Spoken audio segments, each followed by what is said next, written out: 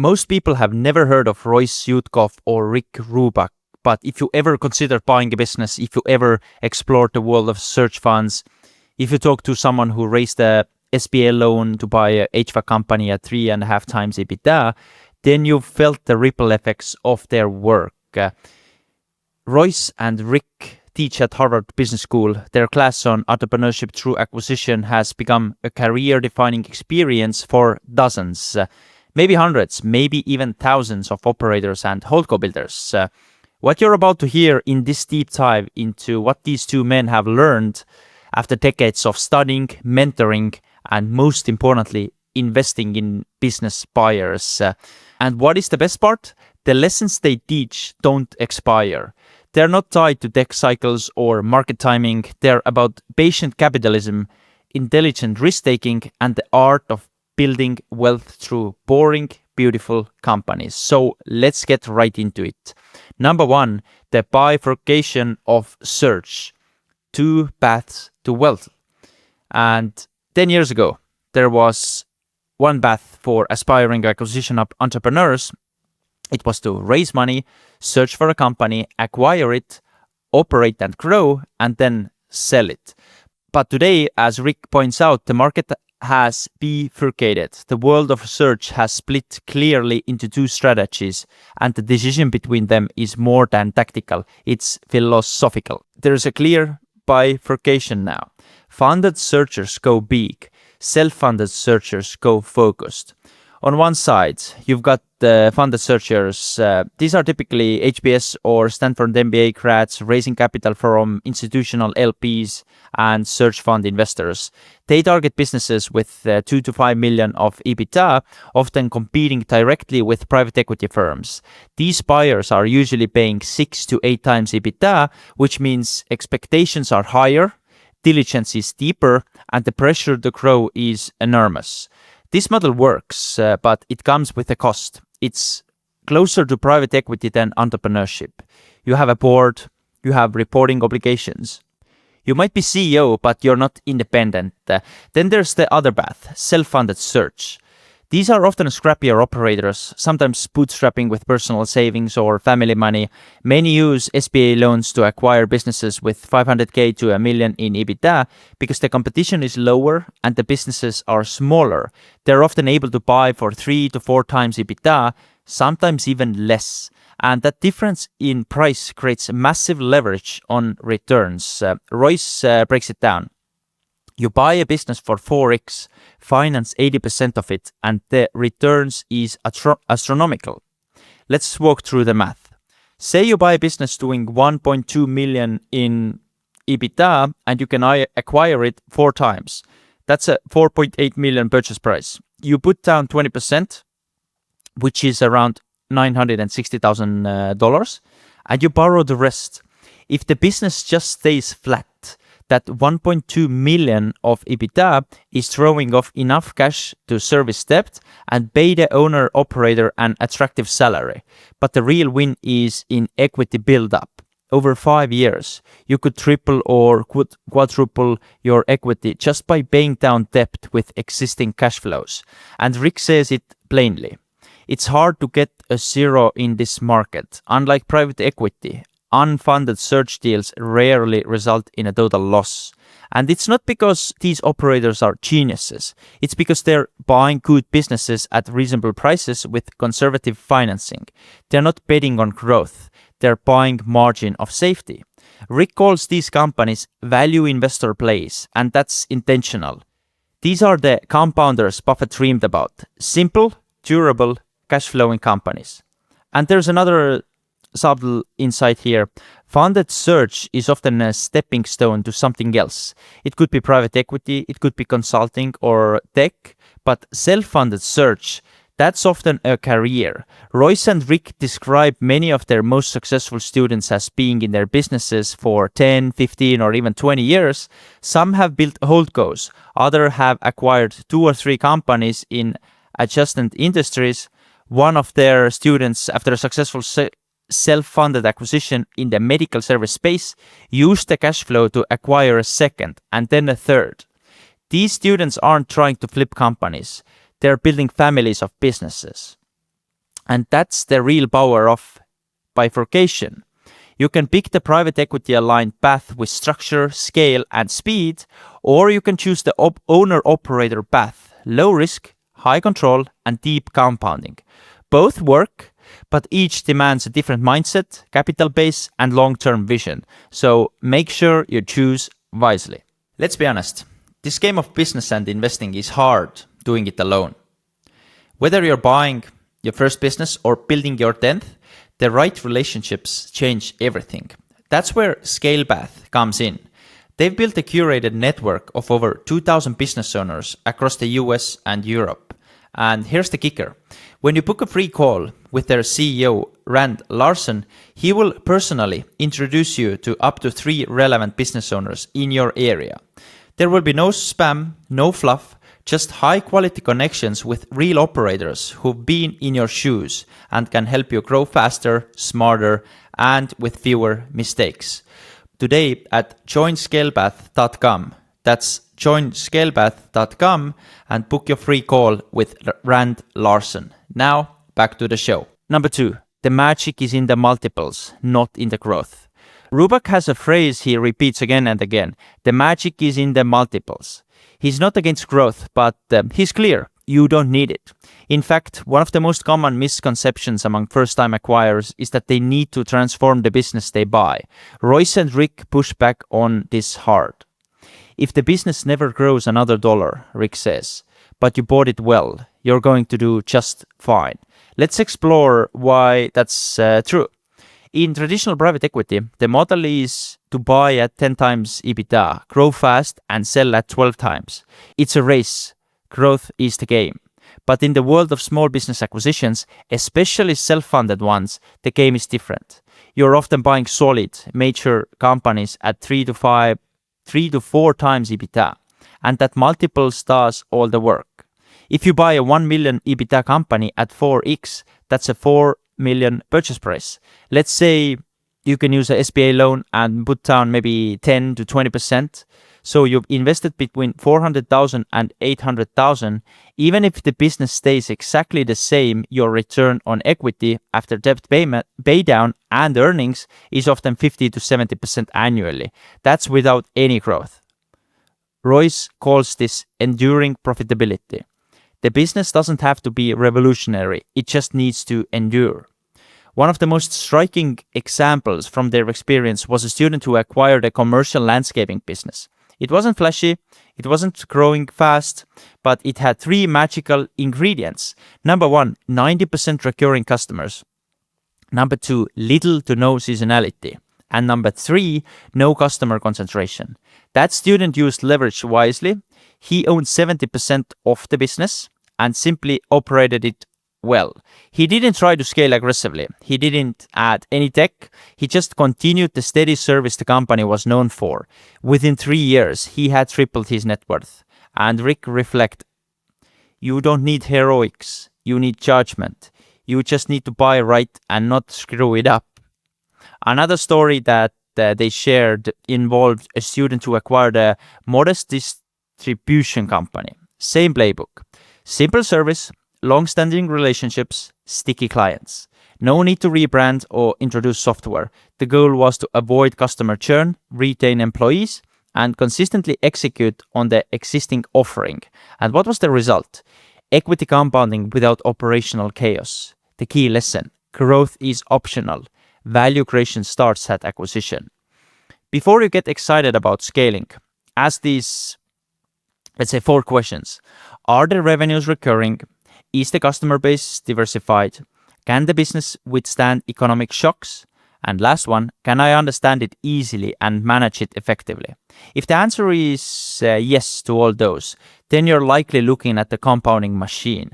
And here's where Ruback drops another gem. We teach students not to ask, how do I grow this? But instead, how do I avoid breaking it?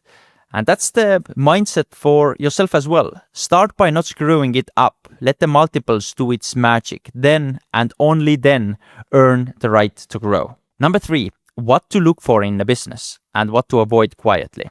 Let's talk red flags and let's talk green lights. Royce and Rick shared their ultimate filter list for acquisitions. These are the non-negotiables their students use to evaluate hundreds of businesses, distilled down into 5 core attributes. Number 1, recurring or repeatable revenue. Number 2, low customer and vendor concentration. Number 3, low cyclicality. Number 4, owner not central to operations. Number 5, manageable by someone like yourself.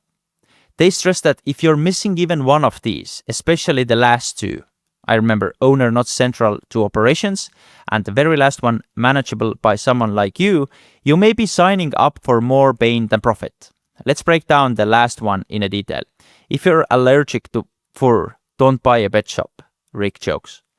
This isn't just funny, it's a profound filter. Many acquisition entrepreneurs, especially first-timers, fall in love with numbers on paper, but they fail to ask, can I actually run this business? And Rick shares a story about one student, an introverted finance type, who tried to buy a highly interpersonal elder care agency. The business was sound, but the leadership role required non-stop communication, community building, and HR diplomacy. It didn't work. He couldn't connect with the staff or clients. The business suffered, and eventually he had to sell. Contrast that with another student, a Marine Corps veteran who bought a small logistics company. It's just like running a platoon, he told Rick. You've got a chain of command, daily operations, and you're constantly solving ground-level problems. He flourished. And why? Because the business mirrored his experience and instincts.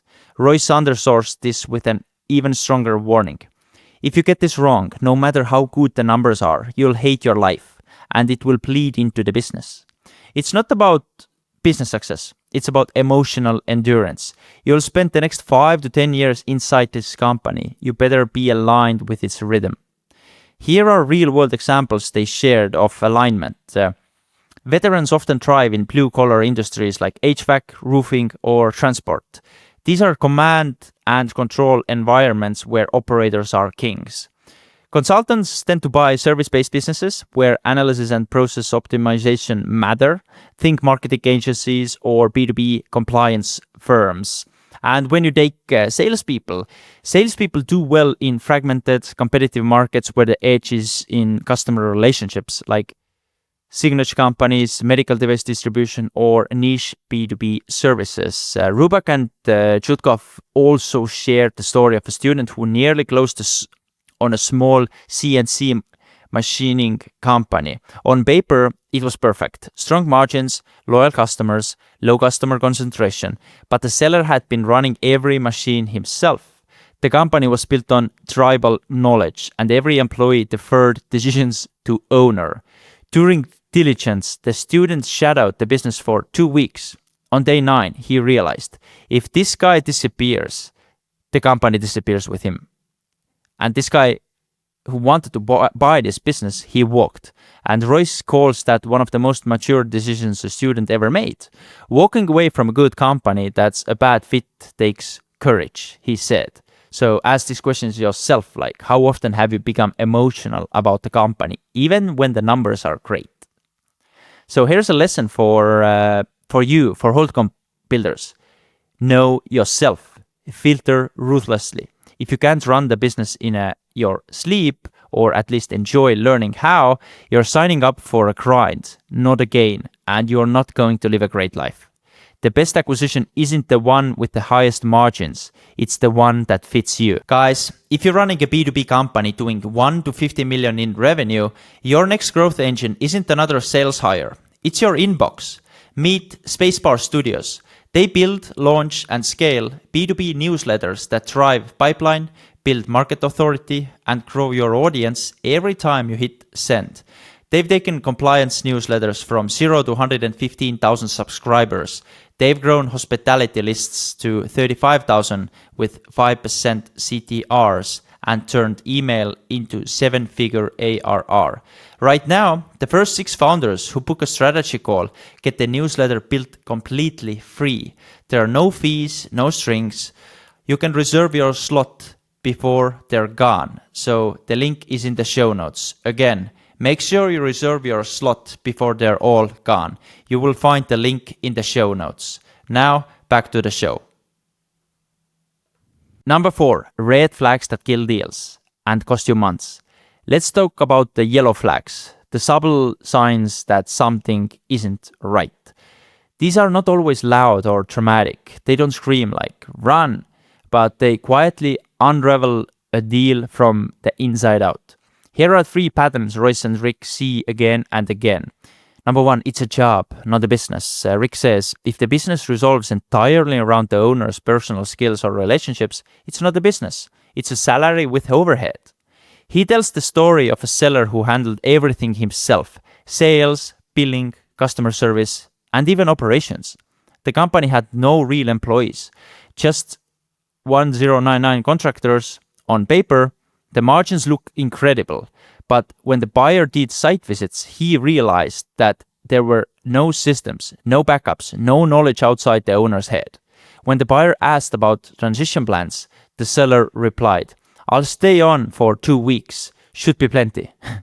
That deal fell apart. As Rick put it, this wasn't a business, it was a man with a phone. If the company can't run for a month without the owner, it's not transferable. And it's certainly not scalable. Stay away from those deals. Another one, the owners living inside the P&L. Add-backs are always a gray area. But there's a difference between a company car and turning EBITDA into a fantasy.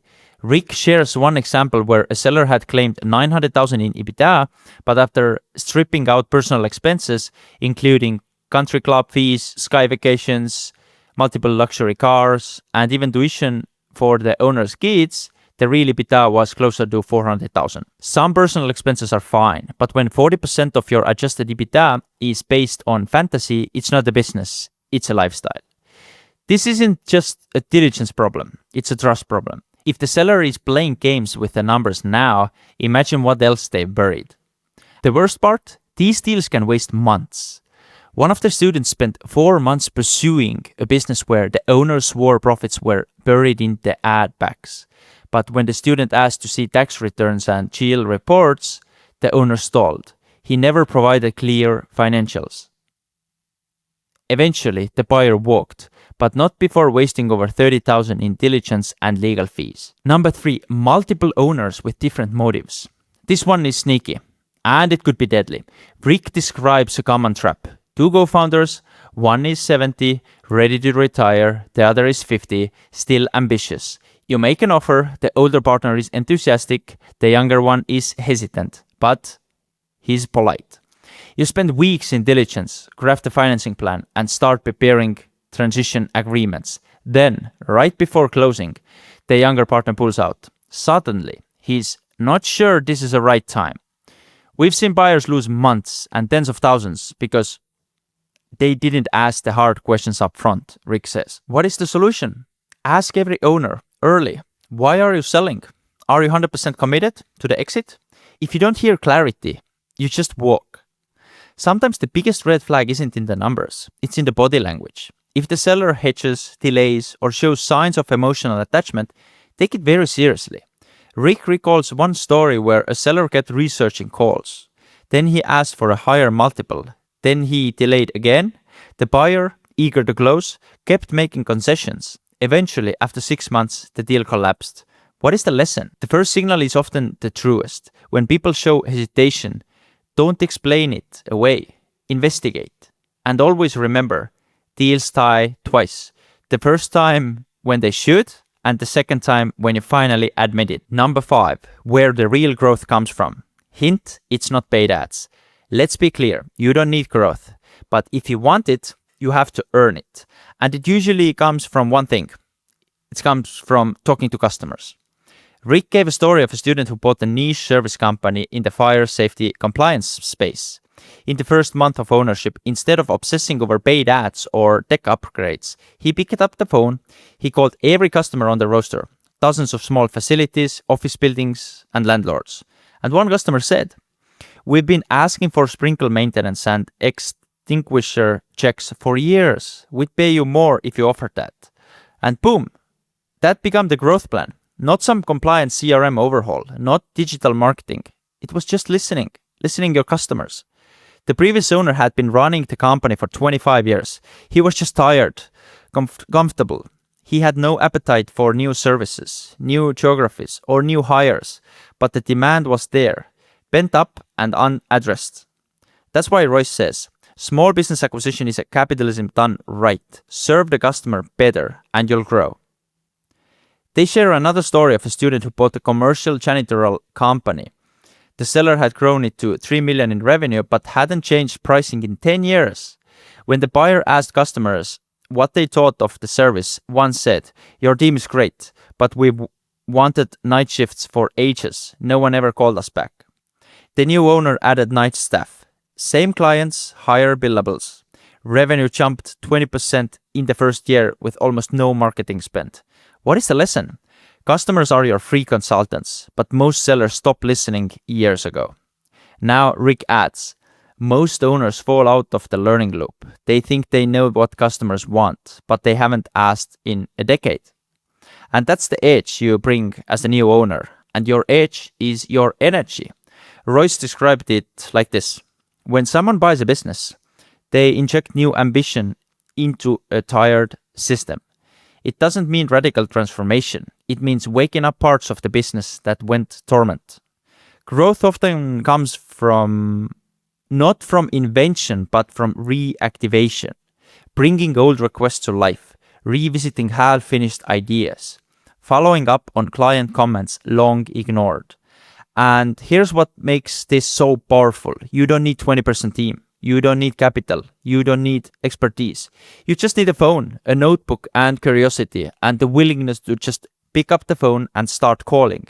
And that's how real, let's call them HoldCo builders, like yourself, grow post-acquisition. They listen, they don't pitch, they serve, they don't scheme, and growth becomes a byproduct, not the target. Number 6, why great operators still sell too early. Here's a paradox Rick and Royce wrestle with all the time. They've taught hundreds of students how to buy and run enduring cash-flowing companies. Many go on to succeed beyond expectations, but then, just when the magic should start, they sell. So why do they do that? Because their net worth becomes dangerously concentrated. Rick paints the scenario. You own 70% of a 2 million EBITDA company. At the 5x multiple, that's worth 10 million. It sounds amazing, but now 90% of your net worth is tied up in one asset. One contract goes away, one lawsuit hits, one regulation changes, and you could lose half your fortune. So, what do? They sell, not because the company is done growing, not because they want to, but because they feel like they have to. It's a psychological decision, not a business one. And Rick and Royce completely understand it. They've seen it happen again and again. One student, a former McKinsey consultant, bought a healthcare services company through a self-funded search. He doubled EBITDA in 3 years. When his equity stake crossed 8 million, he began losing sleep. Not from stress, but from exposure. He felt trapped by his own success. He sold for a great multiple, but 2 years later, the business was worth double under the new owner. This is the danger of concentration. It tricks great operators into thinking an exit is the only rational move. But there's a better path. Royce brings up Will Thorndike research from The Outsiders. And Thorndike studied public company CEOs who massively outperformed the market, and he discovered something startling. The real compounding happens after year 7. These companies often grow modestly in year 1 to 5, but years 7 to 15, that's when wealth exploded. Why?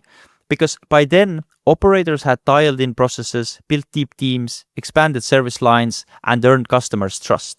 They were no longer managing a business, they were guiding a machine. And here's the irony. Most acquisition entrepreneurs exit before that happens. So what can you do? Rick and Royce offer 3 strategies. Number 1, do a recap, not a sale. Sell a minority stake to a trusted investor. Take some chips off the table. Pay yourself, but keep control. Keep the upside. Sold 30% to a family office after 5 years. Took 2 million off the table. Paid off personal debt. Bought a house. Then reinvested emotionally for another 7 years and tripled the business. Number 2, partner into a HoldCo. If you built one good business, leverage it into 2. Use cash flow from the first to acquire a second. Rick talks about the student who ran a waste management company. After 6 years, he bought a septic pumping company in a nearby town. The ops team handled both. Then a third business followed. The result? Diversification, shared overhead, and a 3x equity boost. And number 3, bring in a president. Royce explains. Sometimes people sell because they're exhausted, not because the company is bad. The solution isn't to sell, it's to elevate. Promote the COO to president, take on a chairman role, pull back without exiting. One operator they thought had grown a transportation business to 4 million EBITDA, but the 24/7 nature wore him down. Instead of selling, he hired a president from within, stayed on a board, and focused on acquisitions. That business is now at 10 million EBITDA. So here's the mindset shift. Selling is not the only way to de-risk. If you believe in compounding and if you build something great, find ways to hold longer. Because anyone can sell after 5 years, but legends hold for 15. That's how you build real wealth. Number 7, the search process. It's slow, it's hard, and incredibly effective. Let's talk about how deals actually get found. This is where most people, and this is where many people get stuck actually. They want to build a holding company. They want to acquire a great business. So what do? Number 1, they overthink it. They build elaborate theses. They spend 6 months mapping obscure industries. They build spreadsheets ranking verticals by fragmentation, TAM, tailwinds, barriers to entry. Meanwhile, someone else is out there calling HVAC owners in a 3-county radius. Royce puts it simply. It's not pole vaulting. Just start. The process isn't elegant, it's not sexy, but it works. They emphasize this again and again. Start by talking to real business owners, not bankers, not consultants, but owners. Rick's advice is even simpler. Just talk to one business owner this week, just one. Then do it again next week and the week after. That's the real search process. Royce shared that there are 3,000 small business brokers in the US and about 300,000 small businesses sell each year. The opportunities are there, but you have to bath in deal flow to learn how to recognize good ones. He described one student who started with no connections, no experience, and no idea what business he wanted. But every morning, he blocked 2 hours to make calls. He reached out to every small business broker in his state. Then he called the ones in neighboring states. Then he started showing up to Chamber of Commerce events, BNI breakfast, trade shows. He ended up buying a small regional security company that had never listed with a broker. It was a direct seller lead from a cold outreach email. The seller said, "I didn't even know this was an option." Another student found a great deal just by being present. She volunteered at a local business mentorship event. One of the panelists was 68-year-old who ran a packaging company. After the event, they talked. 3 months later, she owned 80% of it.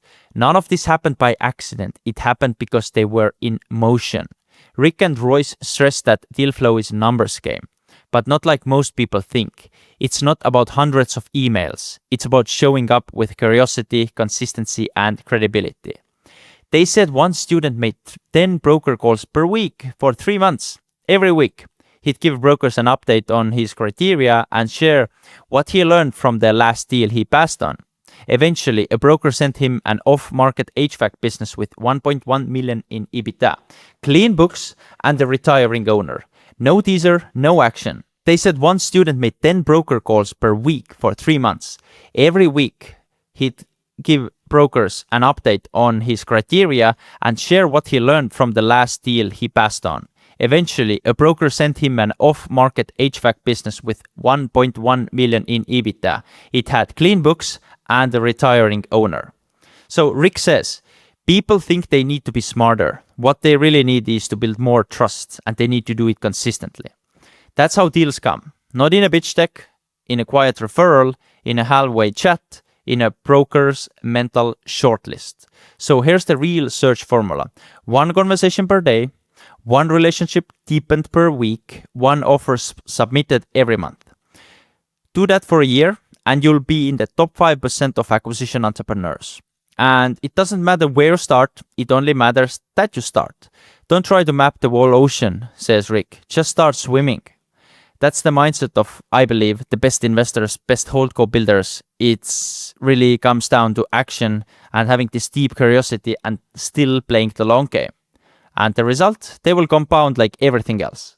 More money than time, and this is closing thought. And Royce shared a moment that changed the course of his life. After 25 years running a wildly successful private equity firm, his partner walked into his office one night and said, "Royce, when we started this firm, we had more time than money. Now we have more money than time. We should act accordingly." And this line really shook Royce. He said that because whether you're just starting out or 10 years into your holding company journey, the goal isn't just financial.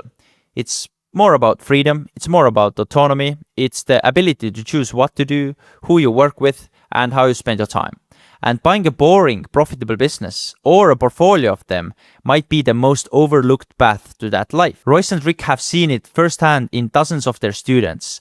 People who started with a modest search fund, acquired one business, and ended up with a life of control, wealth, and meaningful work. One student told them after exiting, "I never imagined I'd get rich owning a landscaping company, but I did, and I loved every minute."